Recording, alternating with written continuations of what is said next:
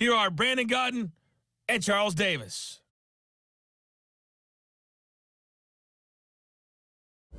Thank you, Coach. We are in the Pacific Northwest as we get set for football at CenturyLink Field here in Seattle. This crowd, as we've come to expect in recent years, as loud as any in the NFL, and they get even louder when their Seahawks are introduced. We're ready for football as the Seahawks get set to do battle with the Los Angeles Rams. Brandon Gaudin, Charles Davis, happy to be with you. And, Charles, we've got two teams who know each other extremely well. These division games, they tend to be battles. People scout like crazy in this league, but no one scouts more than within the division. Because if you win your division, you're automatically in the playoffs. That puts extra emphasis on these games, and they can't wait to get at each other.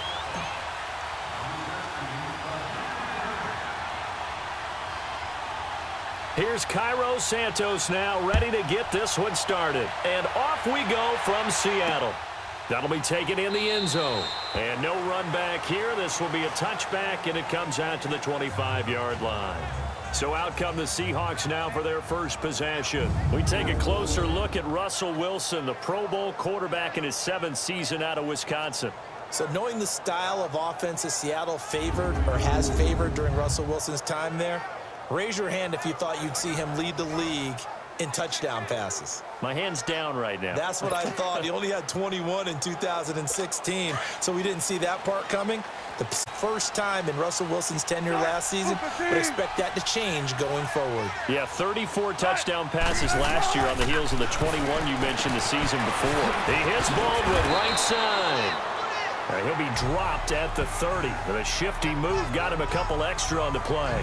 5 yards on the catch there, brings up second down. And we take a look at the offense for the Seahawks. And that means my eyes go to Doug Baldwin out on the perimeter. He plays the game so hard and with such passion, but also plays it skillfully. Only one drop last season on his way to another Pro Bowl season. Ball on the 30. They'll come up with a 2nd and 5.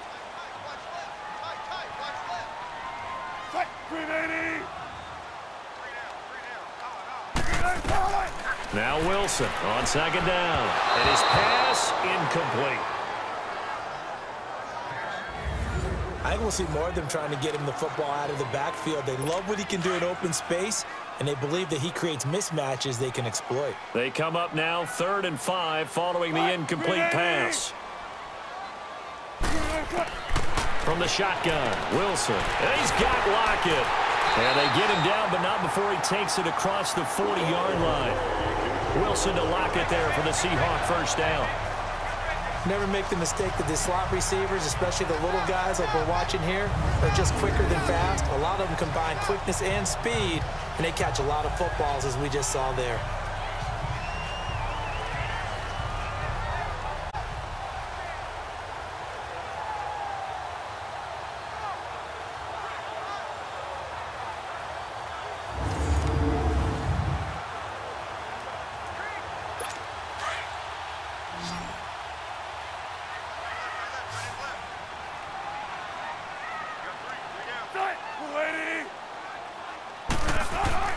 On 1st and 10, it's Wilson.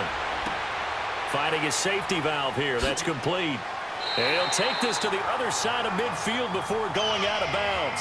Another nice gain, 13 yards that time, and another first down. Nice little nifty play for him there. Yeah, that's the ability to read a defense and utilize players that don't often get picked up in coverage easily. And I'm talking about being able to use the backside of the backfield. Because I know that when I used to cover, hey, we got everybody oh, he just snuck out there, and they just got a nice first down there. What do we love to say? Get those backs into space, right? And they were able to do that there. Nice pickup on first down.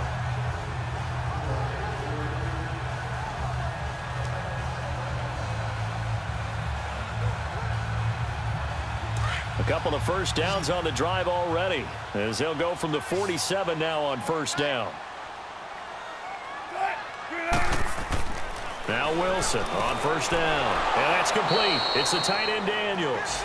And he'll be taken down at the 44-yard line. The completion good for 3, and it's 2nd down.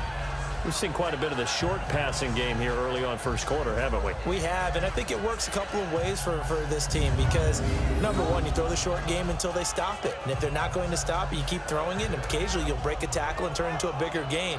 Also, if they start to creep up, start to pressure receivers, now you go over the top, take it deep, and now you get some of those big shots downfield.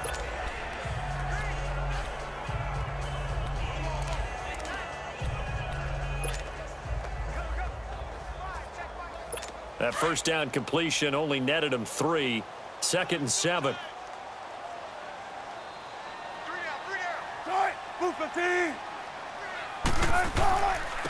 Good to see this man running again. Here's Chris Carson. And that one blown up quickly as he's going to be stopped before he could even get started.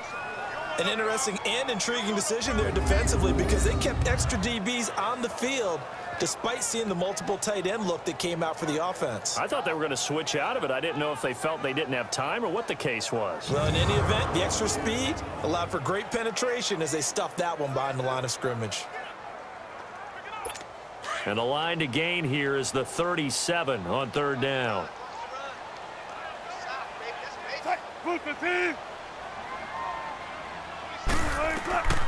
From the gun, it's Wilson. It's complete to Brown, right side. And now running right through it. And he's going to get this one down to the edge of the red zone. A really nice gain of 25 yards. Just the first quarter, but tackling going to be so important going forward. They've got to limit plays like that. And that's something when you see it happen early in the game and they don't get him on the ground, you can always tell that they were concerned about it going in. Because I can just tell you from my days, I remember being in college and worrying all off-season about our season open opponent, and they had a receiver that could shake and bake with the best of them. I tackled him on the first pass of the game, and the relief was incredible. Ended up having a pretty decent ball game. But if I'd missed him, it would have been a different story. Long night. Now the rookie first-rounder from San Diego State, it's Rashad Penny. And now they're inside the 10 as he's brought down at the 9. It's a 3-yard pickup, and that sets up a 1st and goal. So many teams want to throw the ball in this situation nowadays, but I love watching a team that has enough confidence to go ahead and run the football. In that situation, that's almost a tendency breaker. And that will be incomplete. They couldn't hook up on what's going to be the final play of this. Alongside my broadcast partner, Charles Davis, Brandon Gaudin hits the Seahawks with a football to begin quarter number 2. And they'll come up looking to keep this drive moving. They get it to him running left. He'll wind up losing 3. And now it's 3rd down. Driven it down the field nicely here on the opening drive, but now it's put up or shut up. No doubt about it, because to make that type of a drive and ultimately kick a field goal would feel very disappointing. But I'm just wondering, is the head coach thinking, is this 4-down territory? Might he go for it? And this is going to be incomplete. Contact to force the incompletion. And now, since it's 4th down, that should set up a field goal situation. And a nice sigh of relief defensively to be able to hold them to 3. And Janikowski bangs it through. And the Seahawks grab a 3-0 lead. So they get 3, certainly hoping for 6 after a 13-play drive. So you console yourself on defense by saying you did your job, right? If they go 13 plays, you only give up a field goal, you did a nice job there. But here's the other part. 13 plays, you don't force any mistakes, you don't take the ball away. Maybe that's the way they should look at it. Jared Goff bringing out the red-hot L.A. Rams off to a 4-0 start, most recently the win over Minnesota. And Goff, he looked stunning on Thursday in that game, 26 of 33, 465 yards, 5 touchdowns as well. Yeah, that tied for the most in franchise history.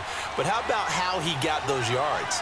326 of those yards came off of play action. First quarterback since 2006 when we first began tracking play action stats to throw for 300 yards off of that type of a pass action. But here's the kicker to the whole thing. If we're saying this is great for Jared Goff, who are we not talking about that we should be? Todd Gurley. Because for him to throw off a play action and make it work, the run threat has to be there, and Todd Gurley is indeed that run threat. Now gone. And the hit jarred it loose. It's incomplete. Far wide. Always make you hold your breath a little bit. Felt like it was in the air for a while. What it does is allows a defender to gain some ground, come from a long distance, and have a chance to affect the pass. A play fake to Gurley. Now gone. This is Cooks. And he takes us up to the 40-yard line before being corralled. They give him 13 yards there on the play and a fresh set of downs.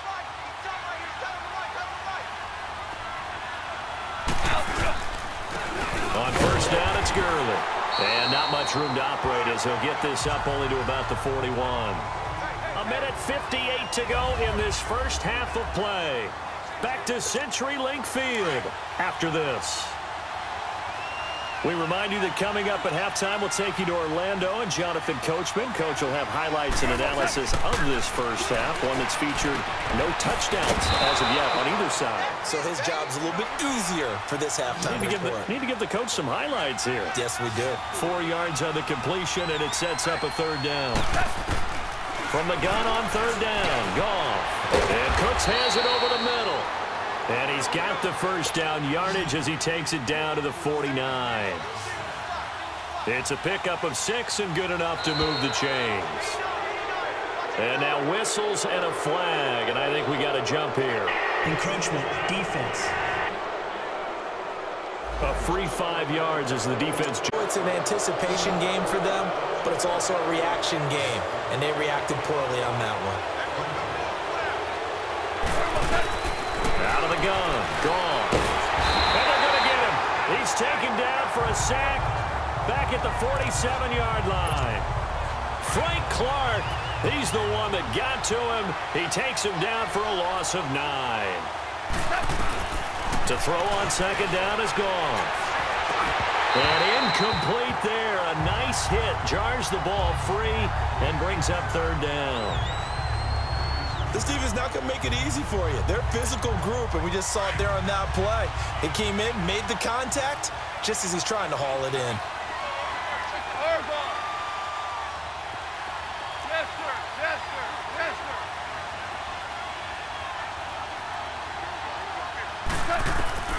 Third and long. It's gone. Flushed out right.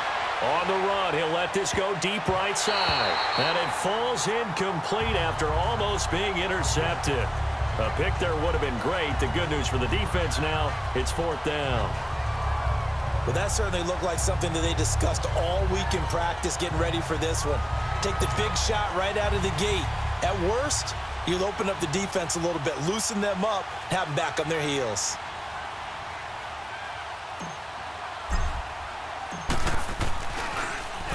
On is the punter, Hecker, as he gets this one away. And that is much too long. That's into the end.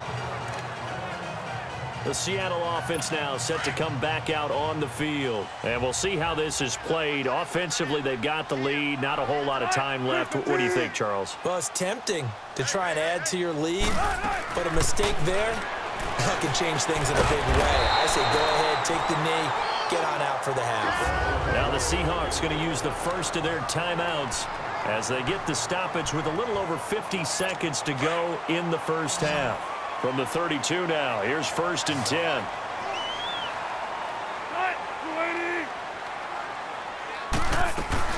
On first down, Wilson. Forced out to his left. And he'll be forced out of bounds shy of the line of scrimmage, so that'll be credited as a sack. It's a loss of 2 there, bringing up second down. Now, I know it's only a loss of a couple of yards, but when you get near the sidelines, just flip the ball out of bounds, incomplete, and save the yardage. Save the yards, not your stats. And it's hauled in by Nick Vanette. And brought down, but not before reaching the 45-yard line. And now before this first down play, we're going to get a timeout here, as they'll stop it with 40 seconds remaining in this first half. Wilson now 7 of 10 here in this first half, and he's got a first and 10. Out of the gun, here's Wilson. Baldwin with it over the middle. Another nice gain, 13 yards that time, and another first down. I don't care how many times you tell the story, And for me, Doug Baldwin, undrafted out of Stanford, and plays like a #1 receiver should in the NFL. I don't care how you cover him. I don't care that his size isn't great. He's the one that typically comes up with the football. Absolutely. His roots go all the way back to Gulf Breeze, Florida, where he's from, right on the water near Pensacola, and then, of course, to Stanford, and, boy, he's been good. Pressure, and that's certainly going to be a key to this game going forward. And that time, they were able to get in there and influence the throw. Remember, quarterbacks got to get rid of it. They don't have the tuck roll that they can fall back on anymore. That's caught by the rookie, Rashad Penny. And they'll wind up getting this one all the way down inside the 20. Now a timeout signaled for, and they'll get it with 10 seconds to go before halftime. So the offense took the timeout. Looks like they're ready to go as we get set to resume the action.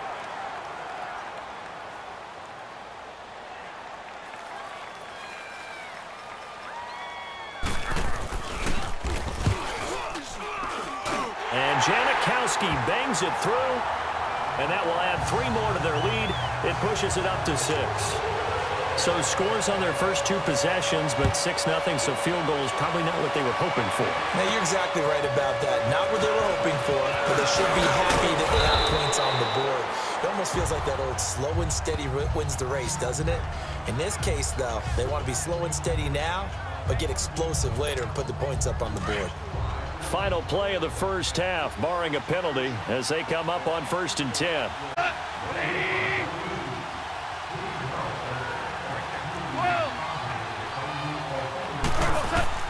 The final shot before break here. Goff.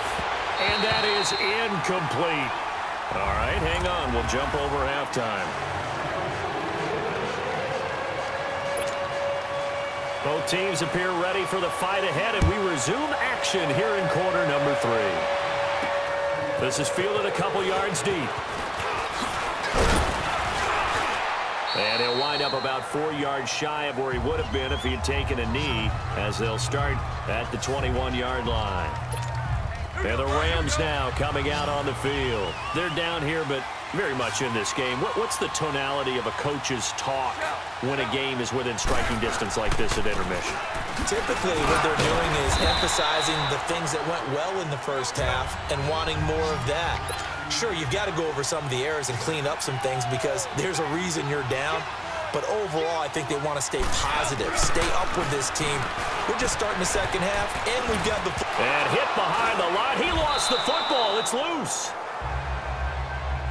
The Rams on 3rd down. They've been okay, 2 for 3 thus far. This is 3rd and 8.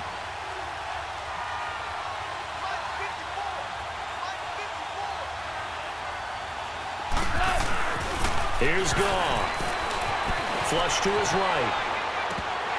And incomplete. The contact made the ball roam free and brings up 4th. Another drive comes and goes. Still nothing on the scoreboard. Yeah, and when the second half comes, you know, it's real easy to get discouraged and wonder if you're ever going to get things started. You just got to fight through it. Got to keep pounding away. He gets this one away, and boy, it's another boomer. Returnable for Lockett. Well, he wasn't too far from breaking that. Officially, give him 15. And it'll be Seahawk football, 1st and 10. Wilson and the Seahawks take over now, 1st and 10 at the 34.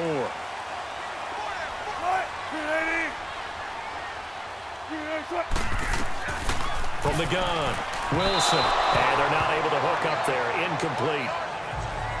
Well, CD, a quick look back at Week 4 in the NFL. Not good for rookie QBs. They went 0 for 4. You had Rosen and Mayfield making their first starts. Both close losses. Yeah, and Sam Darnold took on Jacksonville, one of the better defenses in the league. That's a tough go, and obviously lost that game. And then how about Josh Allen in Buffalo? Going to Green Bay, the Packers wearing the throwback uniforms. He almost didn't have a chance in that one. That was a really difficult one. But you mentioned Rosen and Mayfield. Close losses, acquitted themselves pretty well overall, although Mayfield did turn it over 4 times in the game. But I like what we're seeing out of him. The one winner, though, is Lamar Jackson, but it doesn't go on his record. He wasn't the starting quarterback, used a little bit in their game in their win over Pittsburgh. And I know you can't really see it, but that play spells frustration with a capital F for the guy. Everyone else ended up going to the running back out of the backfield, And he picks up a back-breaking first down. And they'll get him down as he's inside the 40. 15 more there, and they're on a roll. It's another first down. At this stage of the game, the run-pass numbers are a little bit out of whack because most of their yardage has come through the air. But in a sense, that just sets things up for big runs like that because the defense might be a little bit off balance. They pick up another first down with that run. This is Carson. Credit him with a 1-yard gain there to make it 2nd and 9. They tried a quick hitter inside, but that one was swallowed up because what they're hoping, those big defensive linemen will take the bait and move laterally and open up a crease that they can run through. Didn't happen on that play. On 2nd down, Wilson. He's got the tight end, Vanette. And he works it to the 30-yard line here, right at the 30. 8 yards on the completion, but now they face 3rd down. Completion was given up, but that's why you play zone defense, so that you can have people around the ball when it's caught, and you don't give up much run after the catch. There's Wilson to throw. Open man, it's Vanette. And he gets the first down here as he's taken down at the 24. Got to say, I was a little surprised to see him, Charles, come out in the shotgun on 3rd and less than a yard. Yeah, but the way the NFL is nowadays, we hardly ever see anyone really run for it on short yardage. So they're going to throw the football more times than not. That was a nice, easy rhythm throw right there, and they pick up the first down. It's the Seahawks with the possession. They also have the lead here as we get set for the 4th and final quarter. 2nd and 5 after the 5-yard completion on first down. They'll run it now out of the gun. And just a couple yards there down to the 17. And now the Rams are going to halt things as they want a timeout. It's just their first. They'll be down to 2 remaining as we step aside here in the 4th quarter.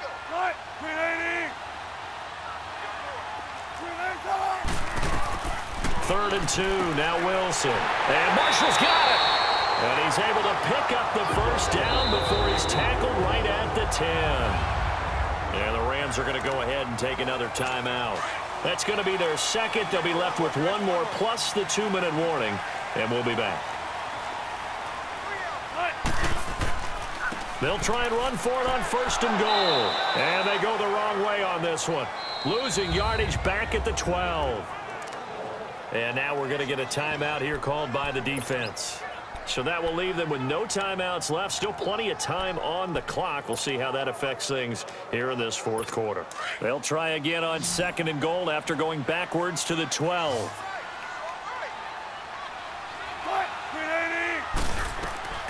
To throw is Wilson. Operating from the gun. That is caught at the 7-yard line. The catch good for 6 yards, but now it's 3rd and goal. An ex-teammate used to tell me all the time, I hate experienced quarterbacks because no matter what, you really can't hide what you're doing. And I think that right there, he knew right away where the blitz was coming from, where his primary guy was going to be, and he ended up going to a secondary target for a nice game. I was just going to ask you, that wasn't the primary target. He's so good at that, isn't he? I think he knew right away that he wasn't going to get to his primary guy. I think he read that as soon as he got to the line of scrimmage, knew where the pressure was going to come from, and said, I know how to beat that, and that's what he did. And Janikowski bangs it through, and that will make our score 9-0. Same story continues. He's the only one that scored for them, their kicker, with all the points. So now when we hear the chants of MVP, MVP, they're definitely aimed at him because he has been the only guy who's put points on the board in this game. Kickers are always either the hero or the GOAT. So far, he's definitely the hero.